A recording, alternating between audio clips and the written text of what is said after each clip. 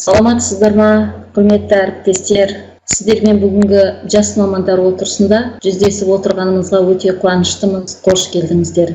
Өздеріңізге керекті ақпаратты бүгінгі семинардан аласыздар деген ойдамын. Бүгінгі шараның өтуіне сәттілік тілеймін.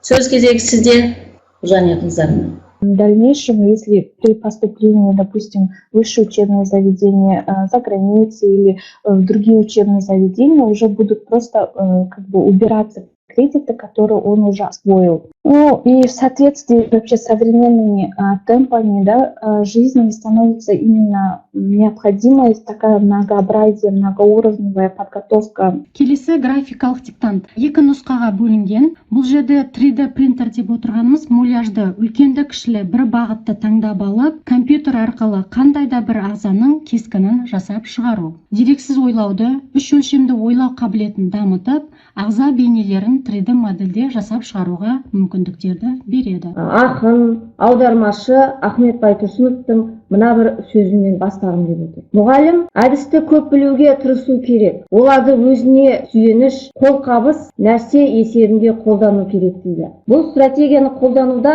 бала сол зат туралы ойын жазба түрде бірінші жадта хабарлайды. Тәннің сұлулығына ең жақсы шипалы дәрі сергек әрі жайдарман көңіл күй екен. Мен сөз кезегін Әсел Нұрлыбековна сізге. Бұл 10 бөлмен әрқайсы түрлі көңіл күйді білдіреді екен. Көрсетейік, қандай көңіл күйді білдіреді екен. Бірінші бөлмеміз бұл қуаныш бөлмесі, екінші бөлмеміз қорқыныш бөлмесі, үшінші бөлмеміз қайғы бөлмесі. Енді осы 10 бөлмеде көрсетілген көңіл күйлердің әрқайсысын қай көңіл күйді сіздер таңдар едіңіздер? Әсел Нұрлыбековна тамаша көңіл күй сыйладыңыз. Қашықтан оқу әдістері бойынша Жәмилә Болатқанова, сөз кезегі сізде. Қашықтықтан оқыту нысаны негізгі 3 технологиялар бойынша жүзеге асырылуы мүмкін екен. Кешенді оқу әдістемелік қамтамасыз етуді, жан-жақты ақпараттық және технологиялық қолдауды және пайдалануды өте жоғарғы дәрежеде талап етеді. Біз осы 3 түрлі форманы да қазіргі таңда емін-еркін қолданып жатырмыз.